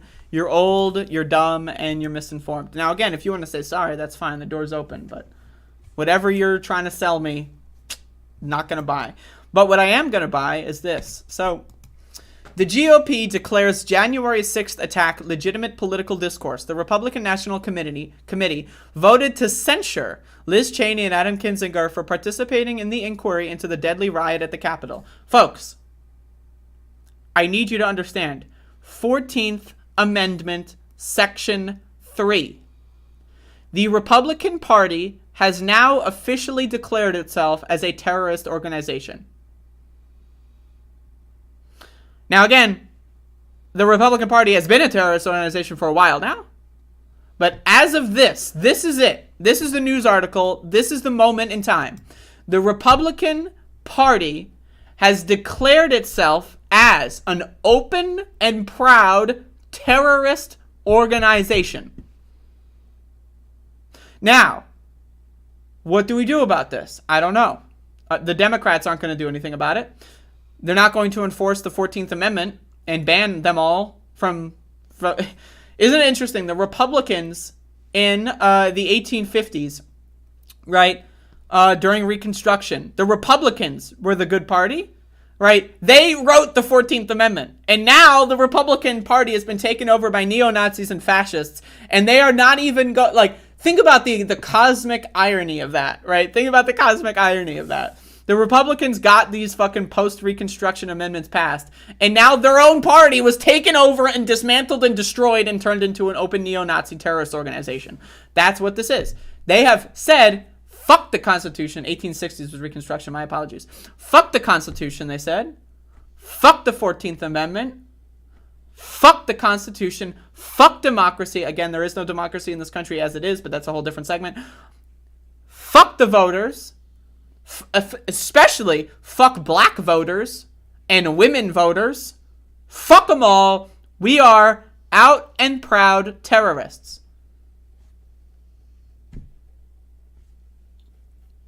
That's what this is. They are terrorists. They've announced it. The Republican Party, if you are a member of the Republican Party, as it is right now, you are constitutionally ineligible to run for office or hold office anywhere, state, local, municipal, federal, anywhere. You are constitutionally banned from office. In the same way, I, as a 25-year-old, am constitutionally banned from running for president. Okay? The Constitution says you have to be 35 to run for president. The Constitution says if you give aid and comfort to those engaging in an insurrection, you are banned from office. So how come I can't run for president, but, you know, any one of these Republicans can run for office? Madison Cawthorn can run for office. What? Matt Gaetz can run for office. I can't run for president. The same Constitution. It doesn't apply for them because they're in power, but it applies to me because I'm not in power. Interesting, huh? I don't need to read this. I'm just going to talk about this. But yes, they said they censured people for participating in the January 6th committee and declared the deadly insurrection as legitimate political discourse. What that means is they're embracing it. They're endorsing it. The insurrection is official Republican policy now. That makes them terrorists. They should all, constitutionally speaking, be banned. I don't know what else to tell you. The Democrats are fucking low energy, pussy, beta, fuckface freaks. The Democrats are too afraid to embrace the Constitution. 14th Amendment, Section 3. I don't know what to tell you. They're banned. They're banned. It's like, you don't need to do it. Like, they're banned. I don't know. Like, the 14th Amendment specifically doesn't only say those who engage in insurrection. It carves out another clause. Or gives aid and comfort. Those are the words that they use in the 14th Amendment. Aid and comfort to those engaging in insurrection. So when those engaging in an insurrection are doing so because they're trying to install a dictator as president, right, that lost the election, Donald Trump lost the 2020 election, and they're trying to install him as a dictator, and the Republican Party is basically, carrying water for those lies that brought them to the Capitol, they are factually, legally giving aid and comfort to them. Lauren Boebert gave people like tours, a couple days before January 6th. Lauren Boebert was saying, today is 1776, the morning of January 6th, right? These people had secret meetings with Oath Keepers, Patriot Front, Patriot Prayer, all these fucking Proud Boys, all these groups. They are banned from office. I don't know what to tell you. Anyone that propagated the big lie should be banned. They are banned. But again, like I was talking about in my segment about police, law only matters when it's enforced. I can have 17 trillion fucking, slaves in my secret bunker. That's against the law. I can still do it as long as I don't get police attention and it's not enforced, right? So in the same way is they broke the law, but the law doesn't matter if it's not being enforced. They are constitutionally ineligible to run for office, but that doesn't matter because that Constitution is not being enforced. In the same way that, when a president violates the Constitution, they are not sent to jail, right? Every single post-World War II president, by all of these metrics, by all the Constitution, by all international laws, after, they did the whole thing with Adolf Hitler and the Nazis, right? Their own standards that they set in World War II, every post-war president would be in jail or dead right now. I'm just saying, they would have been executed for violating their own Constitution and international law. But instead, Barack Obama's chilling in Martha's Vineyard. George Bush is fucking painting up a storm in Texas or wherever the fuck he is. Donald Trump is shitting on golden toilets. They should all be in jail or executed by their own laws, by the own laws in this country and international law. But they're not, Because when the law is not enforced, it's no longer law. Law is just a suggestion. So if someone is so powerful that they can break the law and then the law isn't enforced, then there is no law. It's law and order for thee, but not for me. This is the party of law and order. Reminder, they ran on law and order, law and order. That's their slogan, law and order. They violated the law. They don't care. 14th Amendment, Section 3. I've been saying this now for 14 months, 13 months? 14th Amendment, Section 3. I said it on January 6th, 14th Amendment, Section 3. I've been saying it like every fucking day for over a year now. Cori Bush, a sitting member of the Democratic Congress, brought a bill to the floor to just read the Constitution.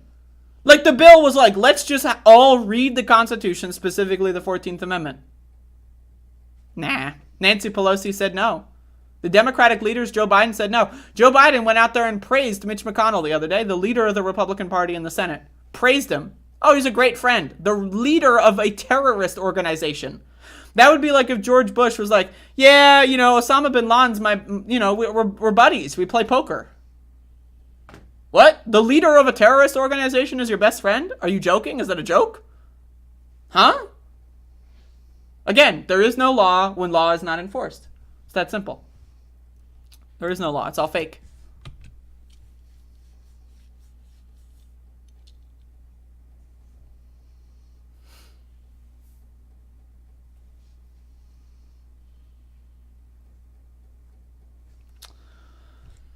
So anyway, let's get a little bit more granular in this one.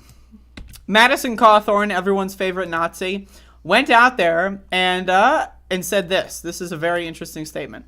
It's not really a constitutional committee, but I have to tell you, Charlie, I kind of want to keep the committee, as wild as that sounds. Now, a lot of people love to make fun of how Madison Cawthorn speaks. To me, he sounds like he's constantly running on a couple shots. That's what it sounds like to me. He sounds like he's got like some flask in his jacket somewhere and he's constantly greasing the wheels. But anyway, some people make fun of the way he speaks. I will join that club. Keep the committee, as wild as that sounds. Why do you want to keep the committee? Because I think a lot of people actually do want to have answers to what happened on January 6th. A lot of people actually want to know, was our federal government... This is a bait and switch. So, like, Charlie Kirk here, who, by the way, like, lol, right? Charlie Kirk here, right, is like, this is a bait and switch. He's like, yeah, shock!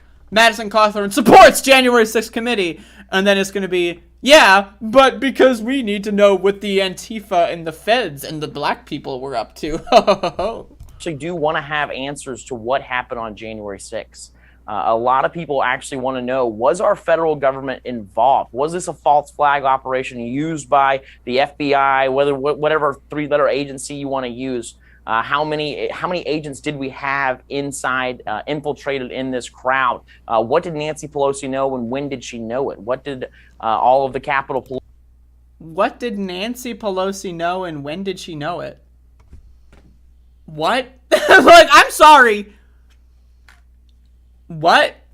Police leaders know and when did they know it? Why are we hiding all of these videos? I just want the truth to come out because I believe we have some very high-ranking, very vile and evil and unpatriotic officials in our federal government, and it's part of the deep state. And so I just want to turn the January 6th committee into a committee that will start rooting out the deep state once and for all. It's not really a constitutional committee.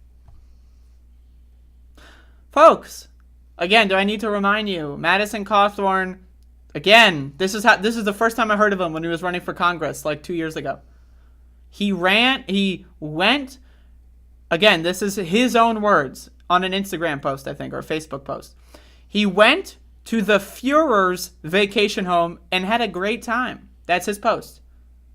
The Fuhrer. He went to the vacation home of the Fuhrer. Who's the Fuhrer? You don't know that? Oh, yeah, that's Adolf Hitler. That's what Adolf Hitler had his minions call him, Mein Fuhrer. Who the fuck calls this motherfucker the Fuhrer? What? Who the fuck would do that? Madison Cawthorn would do that because he's a fucking Nazi, right? When he was running for Congress, right, he openly had extremely blatantly racist campaign ads saying that the guy who was running against him, who happened to be black, was stealing jobs from white Americans.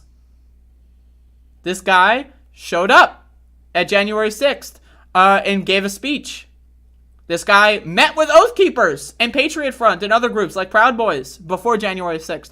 This guy has said previously that we need a January 6th too. He was the first guy in Congress to come out and support a second attack on the Capitol. What?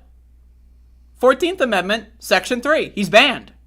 He's no longer a member of Congress. At least if the Constitution mattered, he would no longer be a member of Congress. Again, this guy is an open and proud fascist.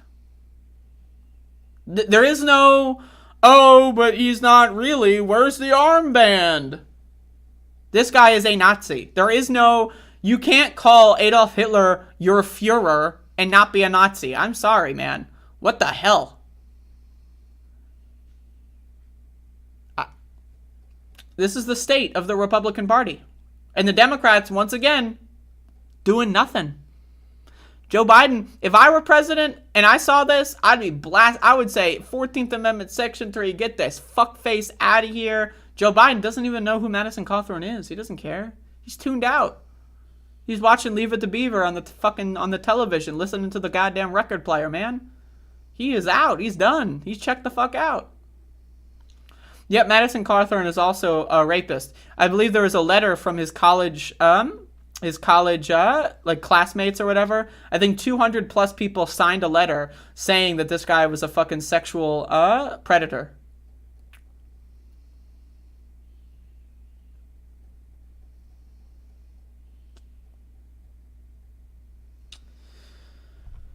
Yep. The grand old party, folks.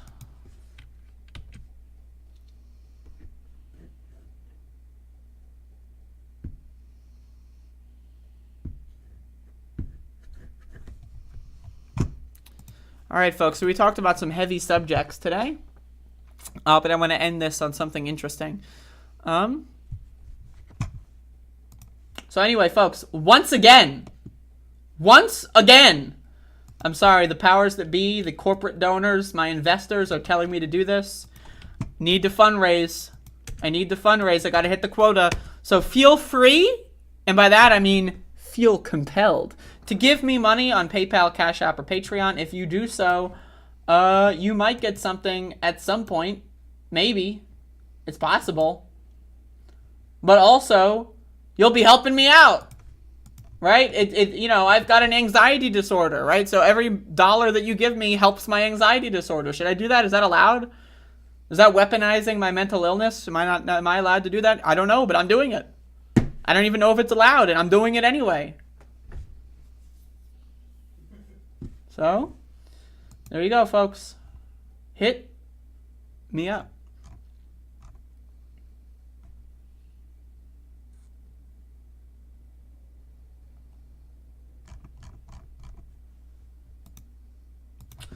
Maybe? Sounds like a nice trade deal. It's pretty good.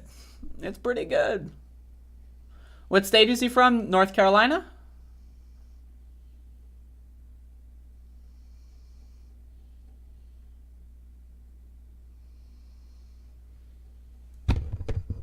Where the fuck is my goddamn...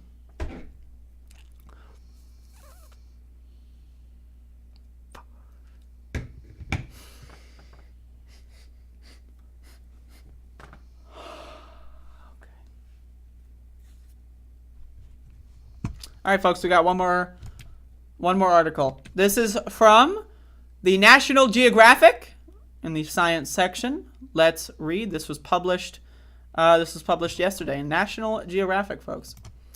Can microdosing psychedelics boost mental health? Here's what the evidence suggests. Taking tiny doses of drugs like psilocybin, LSD, and ayahuasca is gaining popularity, but the benefits are still being investigated. So, folks, I want to say... don't do drugs. Drugs are bad for you. That said, I am a microdosing fan. I'm a truther when it comes to the microdosing. I think it works. I think it's a good thing, and I endorse it. But I don't actually, because drugs are bad and don't do drugs. They're illegal. I would not ever suggest anyone do an illegal drug because they're illegal. But if you happen to live in there's plenty of cities in the United States of America that happen to have decriminalized psychedelics. So if you happen to live there, yeah, they're not criminals, so hey, I'm just saying. But if it's illegal in your area, I would never even dream of recommending that to you. But if it is not illegal in your area, like, there are several. You can look up a list. It's on Wikipedia. There's a list of decriminalized. Look that list up, and then maybe, I'm not advocating to break a law if you're in there. So, but anyway. When Jacqueline Downs, a 43-year-old nutritionist in Lancaster, Pennsylvania, stumbled upon a concept of microdosing psilocybin or taking tiny amounts of psychedelics for a subtle effect, she immediately recalled an incident in college where a friend made tea with magic mushrooms, which contained the drug. Downs had only one sip, but she spent the rest of the night feeling grounded, peaceful, and present. Looking back, she realized that what she had experienced was a microdose. 3 years later, Downs began microdosing to prepare for certain situations, such as when she had to stay later at a social event than she might want to. The drug soothed her angst and made her a better conversationalist, she said. 6 months ago, she began a more structured routine, taking a tincture of microdose psilocybin every 3 days. Now, I wish they would give us actual dosage numbers. That's one of the big things with microdosing stories, is that they never give us actual fucking numbers. Maybe I should write like a microdosing article or something somewhere, publish it somewhere, and then I'll actually put in fucking numbers so that people know what the fuck a microdose is. I'm just saying, I'm just fucking throwing this out there. I want to know none of these, they just don't do it. I don't know. But anyway. It has made her calmer and more accepting, she says, especially when her 6 and 9-year-old daughters argue with one another or push back on her requests. Before, I was more reactive, getting angry or irritated, but now I respond more evenly, Down said. The general atmosphere of our home is much more positive. In recent years, psychedelic drugs have evolved from a taboo topic to one gaining acceptance in mainstream quarters of society. Psychedelics are even heading for general medical approval, having been designated a breakthrough therapy by the U.S. FDA. But many who are intrigued by the promise of psychedelics, a category that includes psilocybin, lysergic acid, diethylene, LSD, ayahuasca, and mescaline, and other such substances that alter consciousness, are eager to reap the benefits without having to take a dose strong enough to provoke an hours-long journey down the rabbit hole. I love that description. Hours-long journey down the rabbit hole. Now, I'm just letting you know, the concept of an hour, both in the real world and within the confines of the rabbit hole, are not the same thing. So, but I'm just saying, an hours-long journey, that could mean 15 trillion years for your perceptual ability to perceive time. A growing number are turning to microdosing, regularly ingesting 5 to 10% of the mind-bending amount in a quest to enhance well-being, improving work, or diminishing depression or other psychological demons without triggering the drug's full effects. But experts say there is little scientific evidence so far to support this approach. Now, again, I disagree with this. Not only do I disagree with these so-called experts, I disagree that experts have any consensus. There's a difference, right? In this, articles like this sometimes are often written to say that experts suggest that there is no benefit to microdosing. So, but let me play out the rest of this article. I haven't read it yet. But so again, let's even assume it's a placebo effect, which is the argument that microdosing doesn't actually do anything and it's a placebo effect. Let's assume that is true. Okay. Are you going to get the same placebo effect if you if you knowingly eat a sugar pill versus, a psilocybin dose, right? If you knowingly consume the sugar pill, are you going to get the same placebo effect, right? There is value to a placebo effect, right? So let's just assume, right, there is no possible brain chemistry change and it's all placebo effect. Still works. That's still a win in my book. That is still a win. So when there have been some studies where they do double blind, right? And so you don't know, and sometimes you have a sugar pill and you do experience benefits, and that is literally just a placebo effect. You did not consume the drug.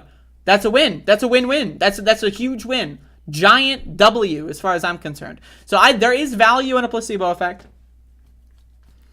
And so I just want to start with that. As far as we know, there are not many risks associated with microdosing, but it is not all that clear aside from the user testimonials that there are benefits, says John Crystal, chair of psychiatry at Yale School of Medicine, who has closely followed the field. A key reason is that microdosing, as it is done in real life, is challenging to study. Users generally consume a dose for 1 or 2 mornings, skip the next 1 or 2, and repeat the regimen for months or years. Because psychedelics are illegal, U.S. law prohibits researchers from giving them to people to take on this schedule at home, but providing the drug and overseeing users day after day in a laboratory isn't practical, says Albert Garcia Romeo, a researcher at the Center for Psychedelic and Consciousness Research at Johns Hopkins Bayview Medical Center in Baltimore. Many people who microdose consume foods or teas. Oof, wow, now that looks good. All right. That presents a problem for both scientists and the microdosers. So I want to say, yes, this is very difficult to study as of this moment in a legal, well-funded way. And that's why this is a very interesting field, because it's usually it's a vibe field. We're going off of vibes here. Not only, right, is the entire concept of having a better, having antidepressive effects of microdosing, that's all vibes, right? Not only is the whole core of the subject vibes, but the way that we view the subject, the way that we scientifically try to engage in the subject, it's also vibes. This whole thing is vibes. We're just coasting on vibes, bro. So you need to understand that. That's a huge thing.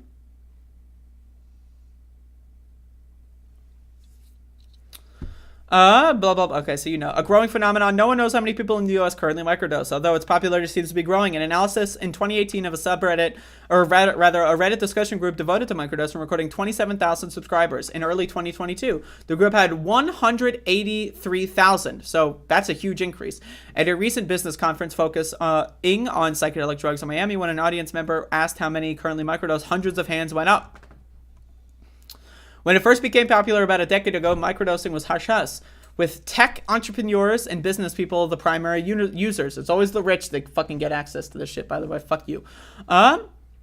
Said Stephen Holtz, the 24-year-old founder of Tune In Psychedelics, an app that lets microdosers track their dosing schedules and record drug effects for their own information. In the past few years, a broad range of people have jumped on board, Holtz says, thanks to podcasts on the topics, articles on mainstream news articles, and writer Elliot Waldman's popular book, A Really Good Day, which chronicled how microdosing LSD lifted her out of intractable depression.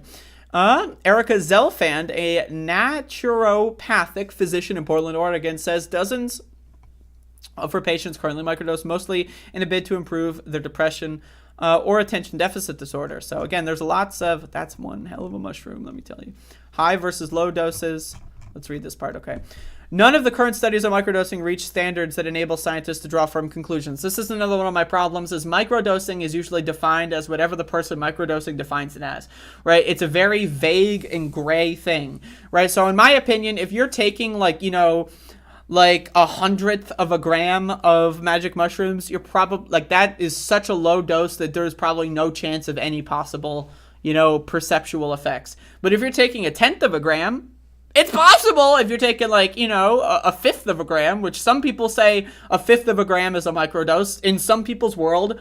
I have personal experience, having actual very perceptual effects off of such a low dose. So, again, dosage is a huge thing. And when studying this, because we're mostly relying on people self-reporting, it's really hard to actually define what the fuck a microdose even is.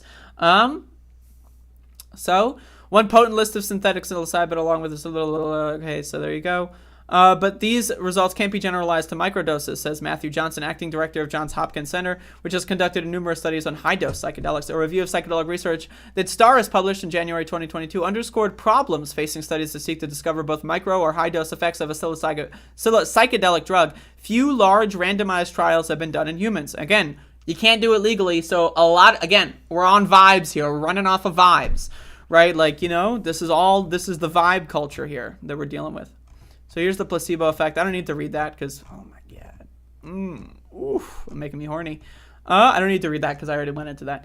The effects of microdosing, despite the paucity of research, people are turning to microdoses for a variety of reasons. Hott says microdosing psilocybin helps him have fun around other people.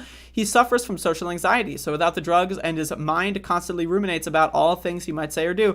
Microdosing helps me stop the inner monologue so I can be more comfortable and present, he says.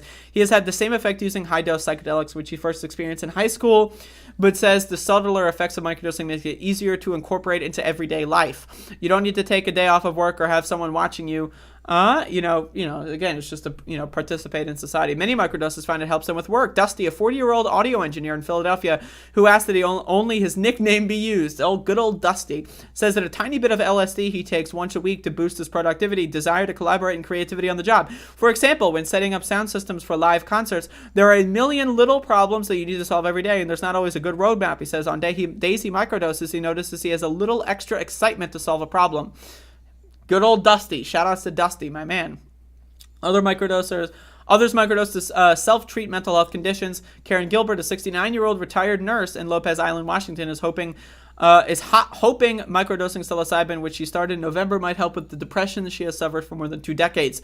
One of Zelfin's patients, Gilbert, says she noticed a difference almost immediately. For the first time in a long time, I'm excited about the projects I want to do, which are feeling like opportunities rather than obligations. So there you go. Boom. So you can read this whole article if you'd like. Again, there are many cities in the United States of America that have decriminalized the use of psychedelics, so it is not necessarily illegal. Or it's not enforced in any capacity, right? So, hey, you can look up the list online. It's a good list. I recommend looking up the list. It's a good list. But I don't recommend doing illegal drugs. But again, if you happen to live in a city where they're not illegal, I'd recommend to just look at the list. So anyway, I'm a microdosing truther. I think that there are effects.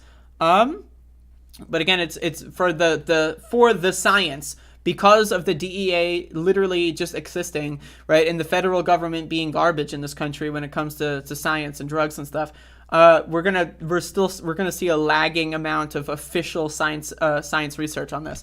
And again, always be careful. Start small, don't start big. If you're, if you have to go to work in 2 hours, don't do a big dose where you're gonna forget where you are or something. Start small if you are going to do it at all, which I don't recommend because that's illegal unless it's not. So there you go, folks. There you go. That's the show. There you go.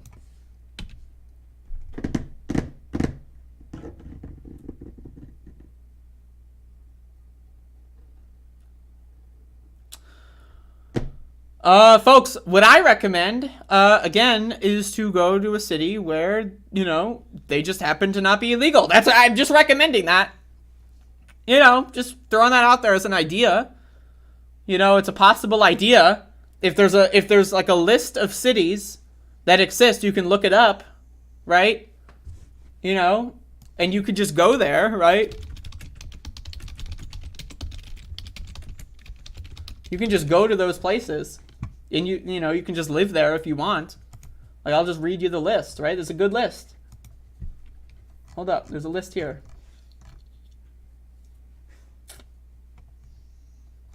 Where's the list? There's a goddamn list. It's a goddamn fucking list, folks. It's a goddamn fucking list. Somewhere, I'm looking for it. But it's a good list. Anyway, that's the show. That is the show as it is constituted in this current moment in time. That's the show. Seattle, Ann Arbor, Denver, Colorado, that's in Colorado, Oakland, California, Santa Cruz, Somerville, Cambridge, and the entire state of Oregon, as well as Washington, D.C. Just throwing that out there. Just saying. They've, just throwing it out there. I believe, I think Detroit and Grand Rapids should also be on that list because they, I think, did that very recently. So there you go. Just a list. Just throwing things out there where, where the laws are different. Anyway, so there's, that's the show. Thank you for watching. Another 2-hour show. I've been producing some long shows recently. We're getting into the long show era of Above It Goddamn All. So we're doing some long ass shows. And I'm doing some long ass shows. You're watching them. And boom, that's it. That's the show. So thank you all for watching. Please share the show. I want to raise the awareness. I want to grow my audience, motherfuckers. Share my show. Hashtag. Right? Tell your fucking friends, tell your fucking family, tell your fucking dog. Watch the goddamn. and then they'll watch the goddamn, and then I'll have more viewers. So it's a win-win-win when you think about it, right? Not only are you winning, not only am I winning, but then also the person you're introducing to the show is winning. They're gonna learn about fucking fiber. They're gonna learn about goddamn all this cool stuff. This is what I do. I do this cool stuff, and no one knows. Imagine you could teach the glories of fiber to anyone you want just by showing them this fucking show. This, call it like, you know, say there's this show that exists. It's run by a stupid ass fucking whore, and you gotta watch it. They're gonna go like, why is she a stupid whore? I gotta tune in, and then they're gonna tune in and they're gonna see this. You know, like it's anyway. So that's the show. Thank you for watching. Y'all have a good one.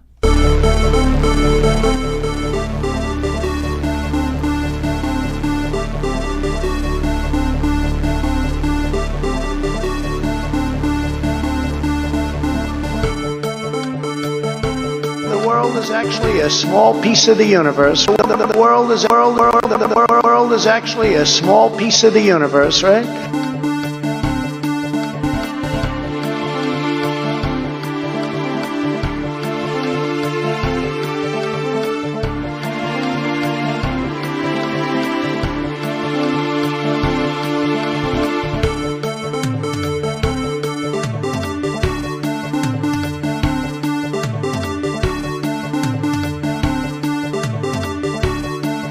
Running against the worst candidate in the history of presidential politics puts pressure on me. Could you imagine if I lose my whole life? What am I going to do? I'm going to say, I lost to the worst candidate in the history of politics. I'm not going to feel so good. Maybe I'll have to leave the country. I don't know.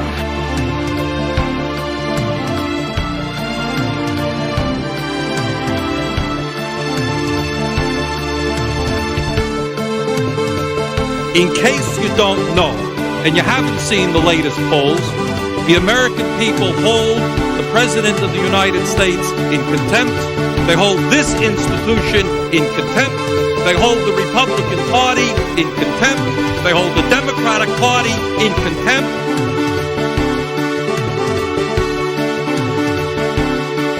Let's go, Brandon. I agree.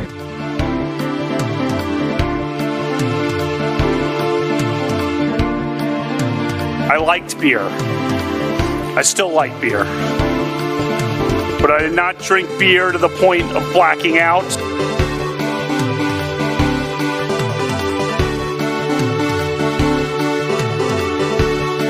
That isn't what it meant. Well, what did it mean then? Explain. It meant that it's indicative of low-resolution thinking.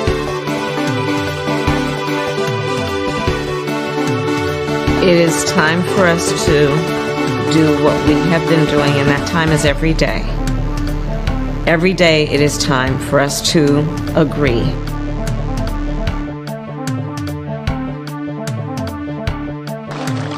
Dumb people, liberal people,